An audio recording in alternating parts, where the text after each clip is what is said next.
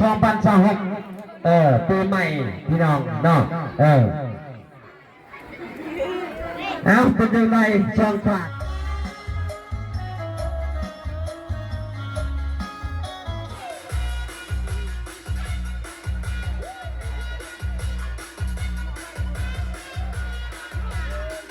ตอนนี้บ่าวเคมาอยู่กับผู้สาวน้อย2-3 คนนี่แหละทุกคนเลยเขาเจ้ามานั่งขายอย่างนี้ประชาเงาเนาะฉะนั้นจะรวมเก่าเนาะ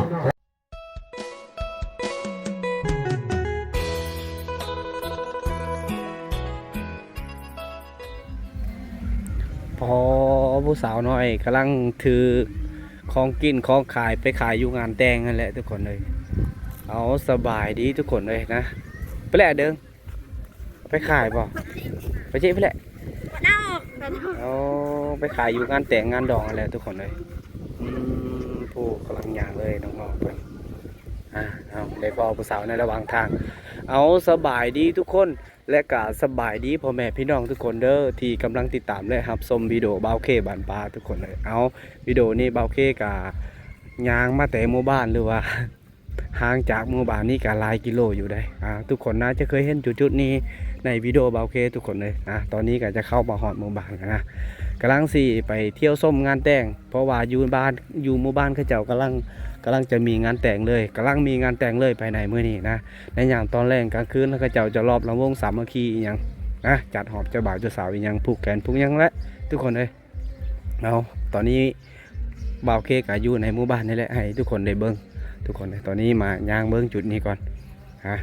นี่เป็นฮานค่าเป็นเฮือนที่บ่าวเคเคยอันนั้นทุกคนเลยเคยพักอยู่จุดนี้แหละที่มานั่งพิงไฟอยู่บนนี้ก่อน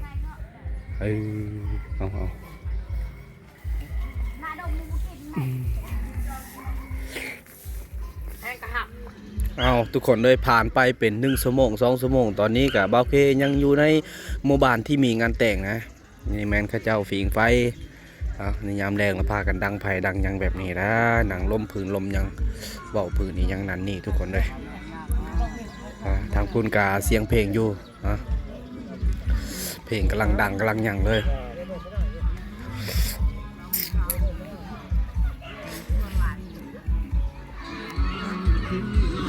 ข้าเจ้าน่าจะเปิดเพลงเปิดยังทุกคนเลยนะเสียงตู้ก็น่าจะ4x4นะมีเบส2 ดอกแล้วก็มีเบส2 ดอกเลยมีกลาง2 ดอกเลยทั้งหมดคือ4 หน่วยนะทุกคนเต็ม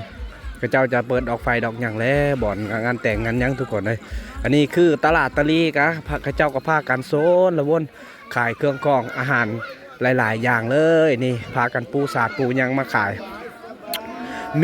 มีอาหารมีจามออกจามเวียนนี่ยังให้เจ้าขายโอ้จามเวียนมาได้เอาอันนี้มีดอกไฟมานำได้ทุกคนเลยเขาเจ้าขายกระปุ่นขายยังโอ้สงแงดแห้งอุ้ยกับแห้งอุ้ยกับกระโมดเลยนี่ผู้สาวน้อยมานั่งขายเครื่องขายยังทุกคนเลยมีแม่เท่าถือโคมไฟไปนำต้องถือโคมไฟโคมอีหยังต่างๆผู้ทางพูนแม่นบอลเขาเจ้าอยากลำวงอีหยังนะหอบเจ้าบ่าวเจ้าสาวจุดนั้นเขาเจ้าจะปลูกต้นกล้วยไว้เลยทุกคนนะส่วนทางนี้กำลังสนระวนกับซื้อเครื่องซื้อยังอยู่นะทุกคนเลยพากันอีหยังได้เขาเจ้าก็พากันเปิดเสียงที่แม่นลูกค้าที่เขามาซื้อเครื่องแล้วก็แม่เพิ่นจะขายข้าวจีอีหยังต่างๆแล้วก็มีดอกไฟเขาเจ้าเปิดไว้แบบนี้นะในยามกลางคืนเขาเจ้าจะมาใส่ดอกไฟแบบนี้นะผู้เด็กน้อยงานนี้อาจจะไม่ค่อยมีคนหลายได้ทุกคนถ้าวันยังอีก 4-5 ชั่วโมงแล้วก็เจ้าจะมาดิ้นมากินในงานจุดนี้ทุกคนเลยสำหรับงานนี้อาจจะมีผู้สาวหลายเลยขนาดอยู่จุดนี้ก็ยังมีผู้สาวเลยที่มานั่งฟิงไฟบนที่เขาเจ้าปิงจามปิงยังเลยโอ้อาหารในหลายอย่างเลยทุกคนเลยนะงานดอกอยู่ในเขตนี้ก็ต้องมีอาหารจะขายแบบนี้แหละมีผู้สาวมานั่งขายอาหารก็จะแสบนะทางพุ้นแม่งกระเจ้ากับส้นละวนกันลิ้นมักกะลอกที่อย่างได้ทุกคนเลยพากันลิ้นแบบส้นละวนเลยนะอันนั้นคือควายเขาเจ้าต้องได้ผูกมัดบอลไว้อยู่จุดอันนั้นบอลที่เขาเจ้าอยากจำผีจำอย่างได้แม่นบอลลักบอลอย่างเลยได้ทุกคนส่วนควายก็เป็นควายทางไฟเคยได้เขาเจ้าเอามาในช่วงตอนเช้าทุกคนเลยแต่ว่าบ่าวเคกะอาจจะถ่ายให้ทุกคนได้เบิ่งบ่ได้นะในช่วงตอนเช้า บ่าวเคก็ยังขาเวียกแน่ทุกคนเลยนะตอนนี้เขาเจ้าก็พากันผูกปันมัดไว้ได้อีกนั่ง1 ชั่วโมงเขาเจ้าจะมาบ่งบอกกับพี่อยู่ในเฮือนของเขาเจ้าแบบนี้ทุกคนเลยทางพุ่นเขาเจ้าเปิดเสียงเพลงเสียงอย่างเลยนะนี่ทุกคนเลยส่วนทางนี้กันน่าจะซนละวนกันลิ้นมักกะล็อกนี่แหละแถวๆนี้ก็กำลังฮิตเลยนะถ้าว่ามีงานแต่งงานยังแล้วเขาเจ้าก็พากันดินแบบนี้แหละกำลังฮิตกำลังท็อปเลยนี่งัวควายมันก็จะมาผังเพลงมาเบิ้งคนหลายเลยนี่แถวนี้มันก็จะมาเบิ้งคนหลายอีกอย่างทุกคนเอาทุกคนเลยนะเสียงเพลงก็น่าจะเขาอาจจะลงค่อยๆนะทุกคนนี่คนกันหลายพากันลินคึกคืนอยู่ผ่านไปเป็น2-3 นาทีก็มีลูกค้ามาซื้อแล้วนะเจ้ามาซื้อตีนไก่มาซื้ออีกอย่างอยู่จุดนี้เลยทุกคนเลยนะ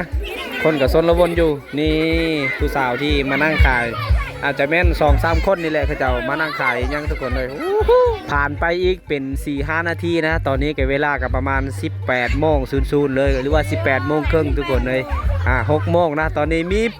ผู้สาวมาซื้อของกินนี่ยังมาซื้อจาเม่นนะทุกคนเลยมาซื้อจาเม่นมาซื้ออั่วอียังลูกศิษย์นี่เอื่อยเพิ่นก็มานั่งขายนั่งยังนี่ตอนนี้บ่าวเคมาอยู่กับผู้สาวน้อย2-3 คนนี่แหละทุกคนเลยเขาเจ้ามานั่งขายอย่างนี้ส่วนทางพุ่นนะก็เล่าเขาเจ้ากำลังเปิดเพลงอยู่นะมีต้นกล้วยอยู่ได้ทุกคนทางพุ่นนะมีต้นกล้วยอยู่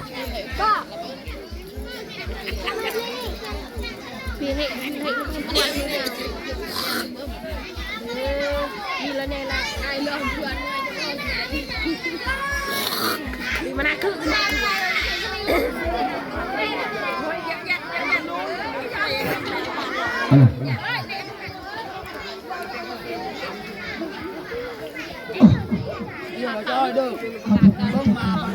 ผ่านไปเป็น5-6 นาทีตอนนี้ก็18:30แล้วทุกคนเลยนะเขาเจ้าก็พากันประกาศอีหยังต่างๆให้ทุกคนได้ฟังนำกันเลยว่าเขาเจ้าสิประกาศอีหยังทุกคนเลยนะตอนนี้แม่ค้าซาวค้าก็น่าจะร้ายงานนี้ทุกคนเลยนะแต่ว่าคนมาบ่หลายนะผู้เขาเจ้ามาลิ้นกุ้งไก่อีหยังต่างๆทุกคนเลยนะลักๆก็คือนี่แหละแล้วเขาเจ้ามาขายของอีหยังนะขายของกินอะไร1 2 3บัดยูกระคายให้เด้อลูกหลานโคซกบัดยูมืดเลยทุกคนนะโคตรมืดเลยเรากำลังกำใจนำกันเด้อเอาเขาชมก็ไม่รู้จักนะฮักกับมาจะปิดพี่น้องเนาะจักชิวเอาไหนบ้างดีเราพี่น้องเนาะ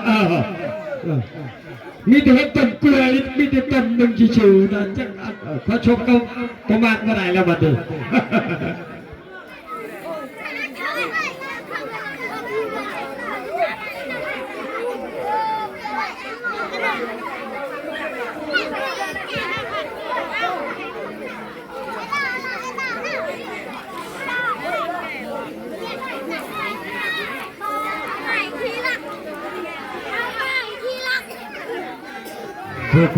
เขาเจ้ากำลัง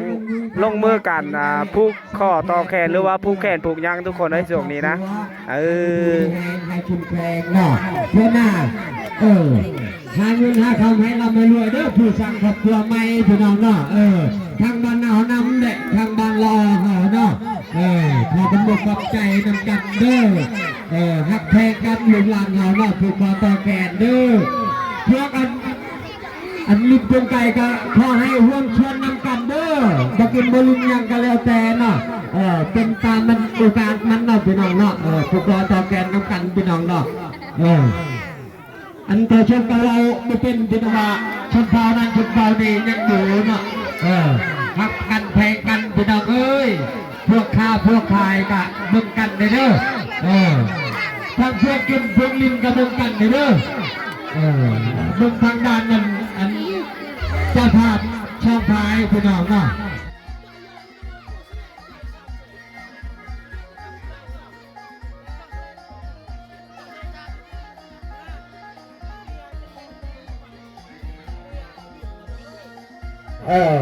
มีความมีครัวกำคืนมินีพี่น้องเนาะ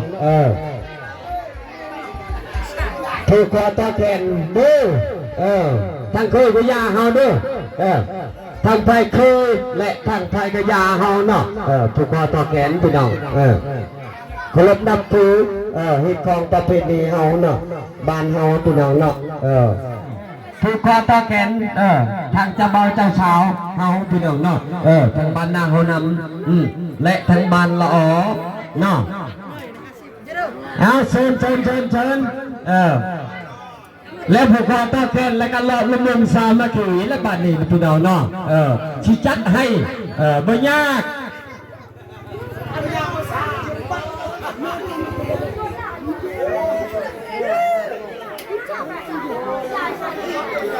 เอาทุกคนเลยก็อยู่ในขั้นตอนการผูกแขนหรือว่ามัดแขนในยามกลางคืนนะมัดแขนเจ้าบ่าวเจ้าสาวอันนี้บ่เจ้าสาวบ่แม่นบ่โอ้คิดว่าผู้นี้เจ้าสาวเลยทุกคนพอผู้หย่างขึ้นถึงเหือเลยผู้สาว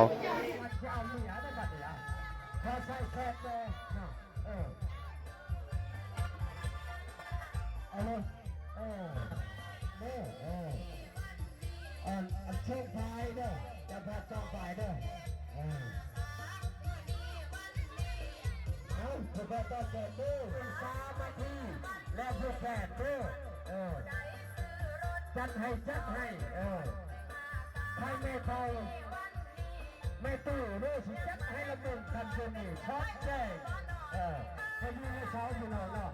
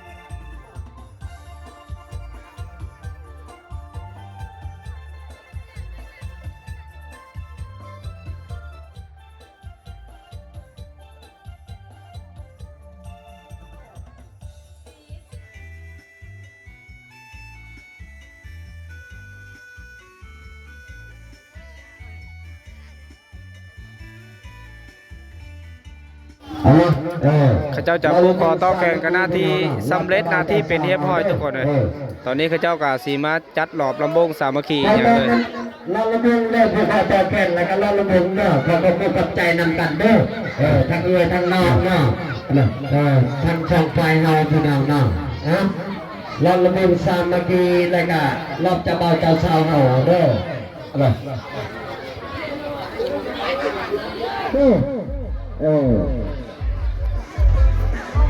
ชิมอบให้เบียร์ดิเก็ต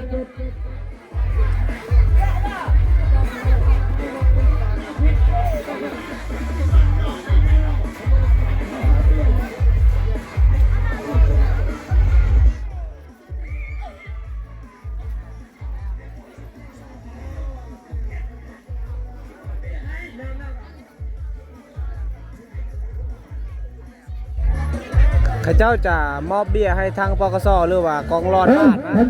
เขาเจ้าก็พากันมอบเบี้ยอย่างต่างๆเพราะว่าในงานดอกก็ต้องมีคนคุ้มครองอย่างทุกคนเลยนะคนหลายงานนี้คนโคตรหลายเลยอันนี้คือ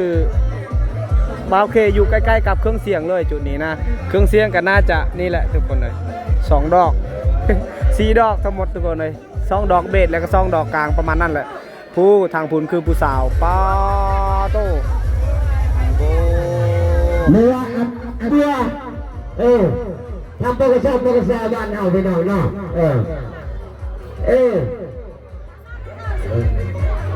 ถ้าชิมอเบียร์เป็นเด็ดเดียวเชนเบอร์2 ถาดเนาะ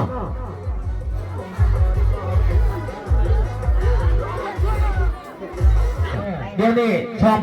2026ปีใหม่พี่น้องเนาะเอาเป็นยังไงช่องขาดเนาะปองสองเย็นกันทางพุทธนะเขาเจ้าจะมอบเบียร์เลยส่วนทางนี้เจ้าบ่าวเจ้าสาวเขาเจ้าก็พากันลงมาได้ทุกคนเจ้าบ่าวนะเนี่ยทางทางปองสองเราเนาะฉะนั้นตัวรุ่นเขาเนาะมอบเบียร์1 แก๊สพี่น้องเอ้ยเนาะดูแลเป็นไงนำกันเด้อ เอาขอขอบใจน้ำกันเด้อของท่านอำเภอและท่านจันดาเอาเนาะขอบใจขอบใจ อันนี้คือเขาเจ้าประกาศกฎระเบียบอยู่ในบ้านนี้นะทุกคนเลยเขาเจ้าต้องได้เว้าด้วยภาษาของเขาเองเลย นาทีหนึ่งถ้าเราไม่นำไปได้จำไว้ถ้าเดินจริงจังหวะคนเลือกคนหลายได้ได้มาชอกันเด้อบันเป็นนี้ก็เป็นนี้บันเป็นชิ้นคือกันเนาะเป็นระเบียบเงาพี่น้องเนาะงานดอกมือนี่แม่นนี่กุลระเบียบทางบ้านทำไมรู้จักแล้วเนาะ หลังจากที่เขาเจ้าประกาศกฎระเบียบของอยู่ในหมู่บ้านนะตอนนี้เขาเจ้าก็ผ่ากันหน้ากาหาเจ้าบ่าวเจ้าสาวมาหอบระวงสามัคคีอยู่จุดนี้เลยนะทุกคนเลย10 ล้านกีบพ่อแม่อยู่ในเรือนนี้มันชิยุ่งชิยากเด้อประกาศให้กฎระเบียบเนาะทางยิ่งทางชายคือการกินลิ้นกินสบายอยู่สบายเนาะกินมวนกินซื่นกินได้มันเป็นอย่างเนาะเมาเลยนอนเมาเลยพักผ่อนเนาะกินลิ้นมีเงินซื้อถ้าชิจักหลอกให้พี่น้องเนาะมันมีแน่หลอกเช่นทางเจ้าบ่าวเฮาเนาะ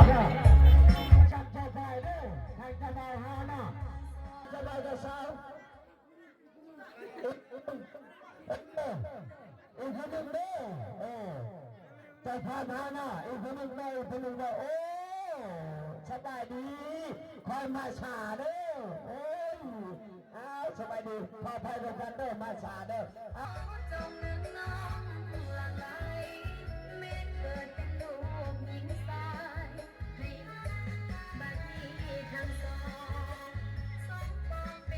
สาวทุกคนเลยนะตอนนี้เอาอีกจังเลยเด้อข้าเพลงแม่ไอเพลงมาไทยเนาะเป็นวัยรุ่นเขาเนาะวัยรุ่นต่างๆเนาะ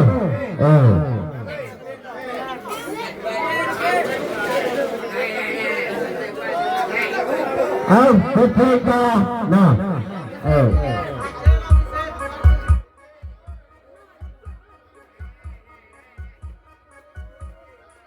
อย่าไปเกี่ยวมือเด้ออย่าไปเกี่ยวมือทางหลักนะเนี่ยเห็นหมอใครเอาเบาๆก็เบาแล้ว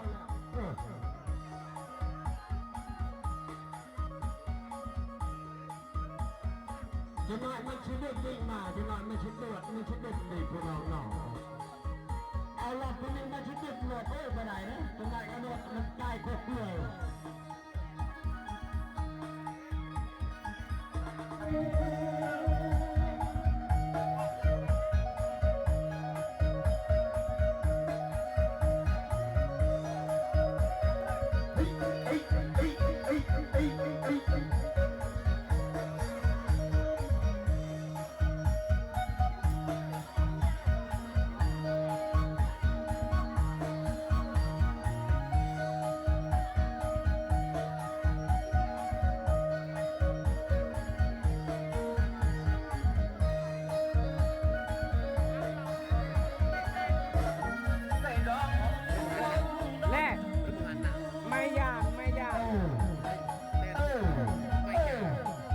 ใจที่ห่าง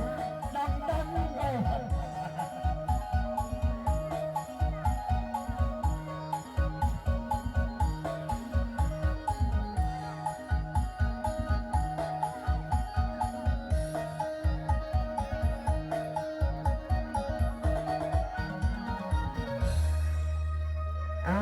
ขอบใจดึงกันเด้อขอบใจเเอาจบไปหอบเจ้าบ่าวเจ้าสาวนะทางกระชกก็ยังเห็นทุกกันพี่น้องเนาะใจมันดังดองเด้อเป็นจังไดทางเจ้าพ่อเราเนาะพอบ้านเวลาปกสอาจารย์มูลซื้อน้ำกันนะพี่น้องเอาไปทั้งจะพาพายิงบัดนี้เนาะทั้งไม่เท่าเอาไปเชิญจะพาพายิงบัดนี้นะแพทย์ด้วยภรรยาทั้งจะพาพาชายแพทย์ด้วยภรรยาไปเชิญมาเป็นหัวใจพวกรายรอบนี่ ผมพูดชินน้ำแต่พี่น้องเลยนะอาการซึ่งอาจจะภาพสองคำสองภัย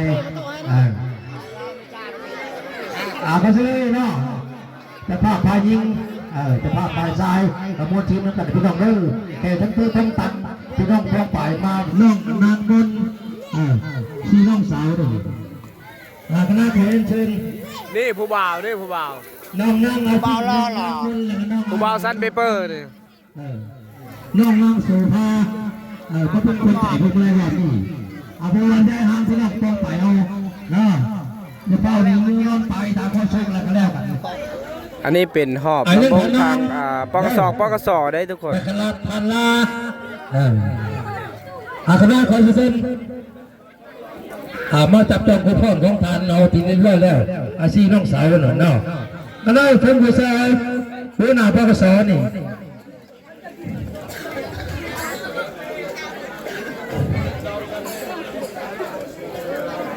แล้วเส้นเนี่ยหัวหน้าปกสบ้านเนาน้ำเมาอันนั้นนาพระทาง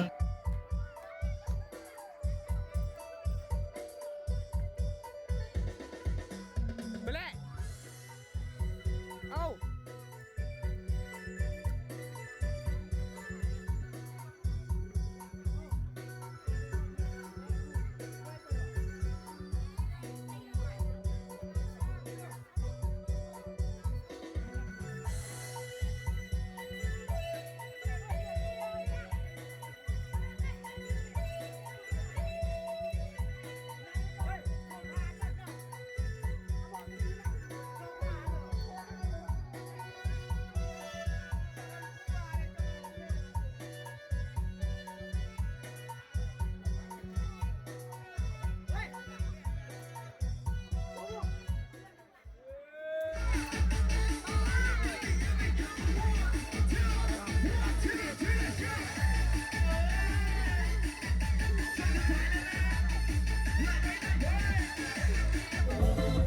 เด็กดีนะหน้าตาดี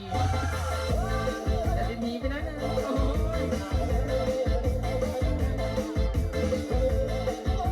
น้าตาดีสูสีแล้วเว้ย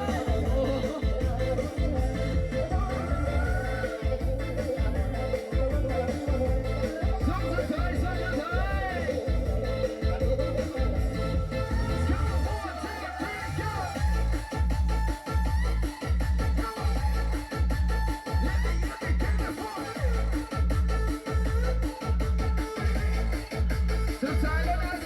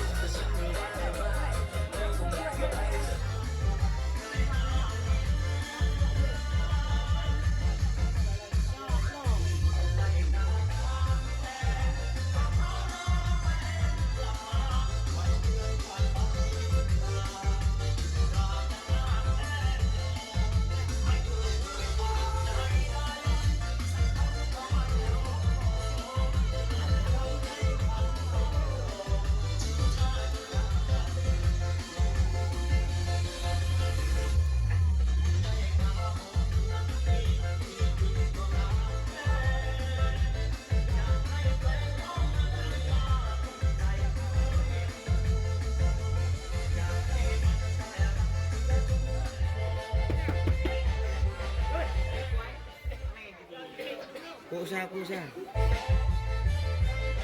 ให้จดเป็นเป๊ะ